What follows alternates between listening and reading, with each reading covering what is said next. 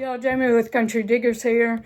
Today's video is going to be the Wild Wild West. Now I'm going to go through stagecoach rules and the meanest towns in the Wild West. Alright? And the book is going to be from Uncle John's Bathroom Reader History's List. And I got that on my Kindle so I can't show you the book. But I got that on my Kindle. So stay tuned, it's going to be a good one. In the 1800s, stage travel was common. Up to 9 passengers shared the coach. Second-class passengers rode on top with the luggage to keep things friendly. Wells Fargo posted rules of etiquette in each of their coaches. Number 1, abstain from liquor is requested. But if you must drink, share the bottle. To do otherwise makes you appear selfish and unneighborly. Number 2, if ladies are present, gentlemen are urged to forego smoking cigarettes and pipes as the odor is repugnant to the gentle sex. And believe me, it is repugnant. Chewing tobacco is permitted, but spit with the wind and not against it. Number 3, gentlemen must refrain from the use of rough language in the presence of ladies and children. Number 4, buffalo robes are provided for your comfort during cold weather. Hogging robes will not be tolerated, and the offender will be made to ride with the driver. Don't snore loudly. Number 5, don't snore loudly while sleeping or use your fellow passenger's shoulder for a pillow. He or she may not understand, and friction may result. Number 6, firearms may be kept on your person for use in emergencies. Do not fire them for pleasure or shoot at wild animals, as the sound riles the horses. Number 7, in the event of runaway horses, remain calm. Leaping from the coach in panic will leave you injured, at the mercy of the elements, hostile Indians, and hungry coyotes. Number 8, forbidden topics of discussion are stagecoach robberies forbidden topics of discussion of stagecoach robberies and Indian uprisings. They're forbidden to talk about that. Okay, number 9. Gents guilty of unchivalrous behavior towards lady passengers will be put off the stage. It's a long walk back. A word to the wise is sufficient. All right, hope y'all enjoyed the stagecoach rules. Now on to the next one. The meanest towns in the West. From the archives of the Old West, we've culled a list of the most notorious places on the frontier.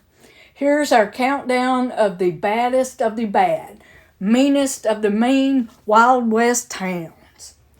Some historians say that the Wild West wasn't as dangerous as we've been led to believe by Hollywood. But there's no doubt that some frontier towns were beyond the immediate reach of the law. Places where mischief, mayhem, and murder were everyday occurrences. Starting from number 8, Fort Griffin, Texas. One of the wildest places in the Old West, Fort Griffin sprouted at the intersection of the West Fork of the Trinity River and the Clear Fork of the Brazos River in northern Texas. Built in the 1860s on a hill overlooking the Brazos, the fort itself was designed to protect the folks, mostly farmers and ranchers, who lived below the settlement of Fort Griffin. The town was soon invaded by outlaws and cowboys, driving their cattle north to Dodge City. By the 1870s, skirmishes with the Kiowa and Comanche in the north diverted the soldiers from Fort Griffin. And as a result, law enforcement broke down, which attracted even more rough types to the town. Visiting celebrities, the motley collection of buffalo hunters, gamblers, gunfighters, and painted ladies brought with them a penchant for violence. Among them were a gambler and prostitute named Big Nose Kate and her pal, the legendary gambler Doc Holliday. Also passing through were White Earp, who met Holliday for the first time at the fort, lawman Pat Garrett, and John Wesley Hardin, by some accounts the most sadistic killer to come out of Texas. Dust-ups and gun violence became so frequent that the commander of the fort finally placed the town under martial law in 1874. All right, there's no such thing as gun violence, it's people violence. But anyway, let's see. Now, Big Nose Kate's real name was Mary Catherine Horney Cummings, and she was the common law wife of Doc Holliday. His real name was John Henry Holliday. All right, number 7, Ruby, Arizona. From the days of the Spanish explorations, prospectors had searched for veins of gold, silver, copper, lead, and zinc near Montana Peak in southern Arizona, close to the Mexican border. In 1891, high-grade gold was discovered. A local assayer judged it to be a bonanza, and the rush was on. The town of Ruby was born practically overnight. Here comes trouble. Most of the miners lived in tents or rough abode huts and brought their meager supplies at George Cheney's Ruby Mercantile, the one and only general store. The men provided for themselves and their families by hunting and rustling cattle. But the primary source of trouble came from Mexican bandits, who frequently terrorized the settlement. By the early 1900s, Ruby was so dangerous that Philip and Gypsy Clark, who owned a general store, kept weapons in every room of their house, as well as at the store. When Philip eventually sold the store to a pair of brothers, he warned them of the danger. They didn't heed Clark's warning and were soon found shot to death. Today, Ruby is a well-preserved ghost town. Okay. And now, number 6, Delamar,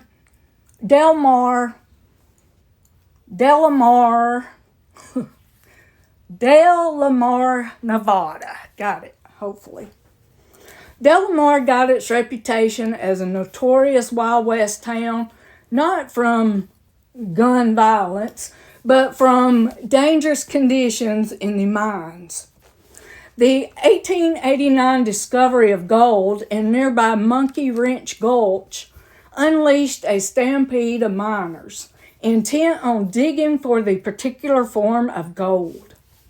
Encased as it was in crystallized quartz, a former ship's captain named Joseph Raphael Delamar bought most of the profitable mines in 1893 and built a mill to crack the quartz and refine the gold. Within a few years, the town had 1,500 citizens, a hospital, post office, opera house, school, several churches, and plenty of saloons. But then the deaths began to mount, dust to dust. Operations at the mill exposed the miners and the town to clouds of silicon dust. The mill workers were at greatest risk of breathing in the dust, which slowly caused silicosis of the lungs, and death. At one time, 400 widows lived in Delamar, giving the town its reputation as the Widowmaker. Delamar began its decline in 1909 when Captain Delamar tore down the mill. Operations started up in the mines 2 decades later, but eventually slowed to a halt. The last resident moved away in 1934. Okay, now number 5, Dodge City, Kansas. Fights and gunplay were all too familiar in Dodge City in the 1870s. In its first 10 years, it became a well-known gathering hole for gunslingers. So well known that companies such as the Atchison, Topeka, and Santa Fe Railroad came to Dodge to hire fighting men when they needed to protect their business interest. Fearless buffalo hunters, cowboys, muleteers, and bullwhackers. Those are wagon drivers, right? Wagon train drivers, okay? They populated the city. Characters with colorful nicknames arrived among them, which is Cherokee Bill, Prairie Dog Dave, Fat Jack, and Cockeyed Frank. And these are, now, Cherokee Bill's real name was Crawford Goldsby. And Prairie Dog Dave's name was Dave Morrow. And Fat Jack, I don't know, I couldn't get much on him, but I think he was part of a rough bunch who went by the names Big Jack, Curly Jack, which is Jack McCall, the one who killed Buffalo Bill Cody. And Fat Jack, Big Jack, okay, it was Fat Jack, Big Jack, Curly Jack, which is Jack McCall, Fat Jack, and Long Jack, okay? And these men attempted to swing an election to their man by threatening to kill reluctant voters, which could happen today too. Very likely. All right. And Cockeyed Frank's name was Frank Loving. Okay? And one resident said, with a few drinks of red liquor under their belts, you could reckon there was something doing. They feared neither God, man, nor the devil, and so reckless they would pit themselves like Ajax against lightning if they ran into it. The upside to the downside, there were plenty of deaths and gunfights in the streets of Wicked Dodge, as writers termed it. But it could have been worse, because so many inhabitants were widely known as sluggers, bruisers, and deadshots. Most of them were wary of starting trouble with one another. Also happening on the scene were legendary lawmen such as Wyatt Earp, Bat Masterson, which his real name was Bartholomew William Barclay Masterson, Bat. Charlie Bassett, and Bill Tillman, who stood ready to step in and jail anyone who got out of hand. Number 4, Eldorado Canyon, Nevada. Spanish explorers in the late 18th century gave Eldorado Canyon its name, but it was American gold miners a century later who gave the mining camp at the canyon its reputation. The miners were drawn to a gorge on the Colorado River, after prospectors discovered a vertical vein of gold there in 1861.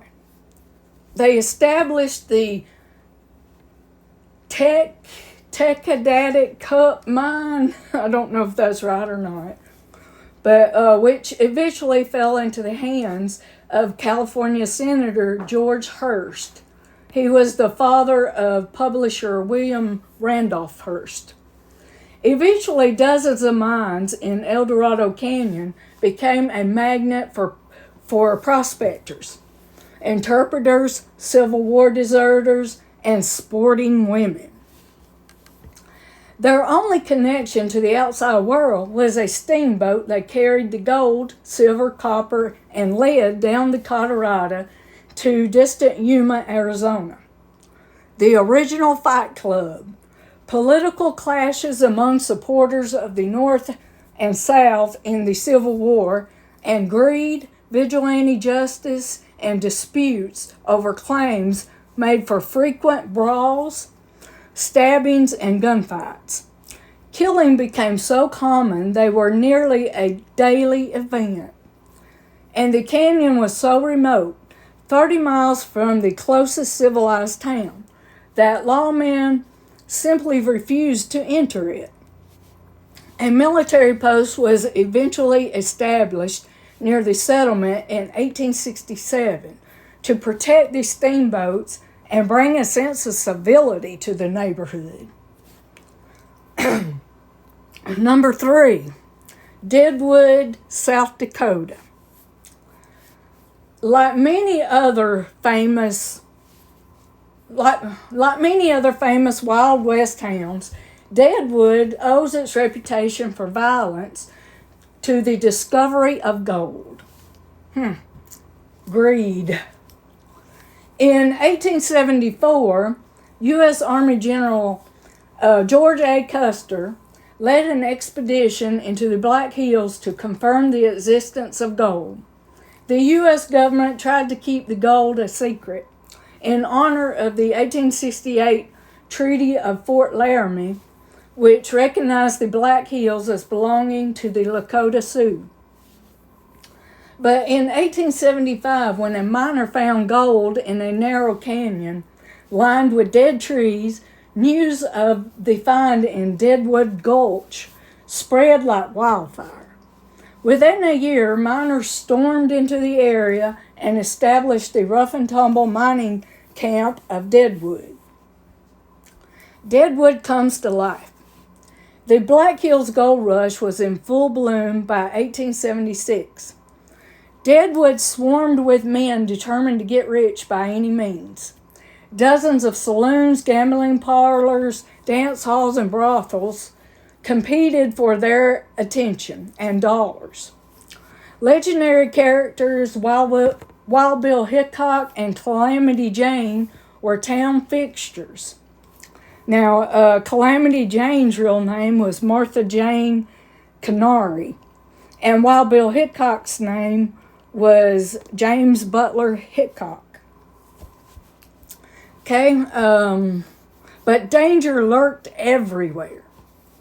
Henry W. Smith, a Methodist minister, was murdered while walking to church, and Hickok was shot in the back of the head while playing poker in one of the saloons. By 1879, the rowdy nature of Deadwood began to ebb after a town government was established. Today, the well-preserved city is a gambling destination for tourists as well as a national historic landmark. Number 2, Tombstone, Arizona. Many consider Tombstone the most dangerous of all Wild West towns because of its lawlessness and frequent gunfights. The name seems appropriate enough, but it wasn't derived from the Boot Hill graveyard outside town. It came from a nearby mine named by prospector Ed Shefflin, who filled the claim in 1877. He was told by a soldier that warring Apaches controlled the area. All you'll find in those hills is your tombstone, said the soldier. But Shefflin was undeterred and named his mine the Tombstone. News of the strike brought other miners to the site, and the town of Tombstone soon came into being. Lovely downtown Tombstone, consisting of 40 buildings, a post office, and 500 residents by 1878, Tombstone began to draw the usual collection of men and women from the fringes of society.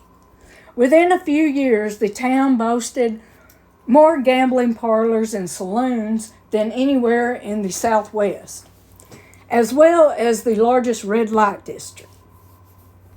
Wyatt Earp arrived at the end of 1879 with intentions of establishing a stage line, but instead invested in a gaming parlor while riding shotgun for Wells Fargo stagecoaches. 4 of his brothers followed. James opened a saloon, and Warren, Virgil, and Morgan went into law enforcement. Wyatt's friend Doc Holliday arrived in 1880 with Big Nose Kate, who established a brothel in a tent. The Clanton gang and the McLaury brothers terrorized the countryside, running afoul of the Earps, which led to the showdown at the town's OK Corral, thus selling Tombstone's legend. The city has survived into the 21st century, as has its newspaper, the Tombstone Epitaph, which memorializes Tombstone as the town too rough to die. And number 1, Canyon Diablo, Arizona. Nowhere in the Southwest was there a more violent place than the railroad town of Canyon Diablo, giving it the top spot on our list of meanest, wildest West towns. The settlement was born when workers laying tracks for a railroad came to the edge of the canyon, with no way to cross over until a bridge was built. Constructing the bridge took 10 years, during which time the town that came into being took its name from the canyon. It was as despicable a place to live as there was in the West, with the closest U.S. Marshal 100 miles away. Canyon Diablo quickly attracted drifters, gamblers, and outlaws.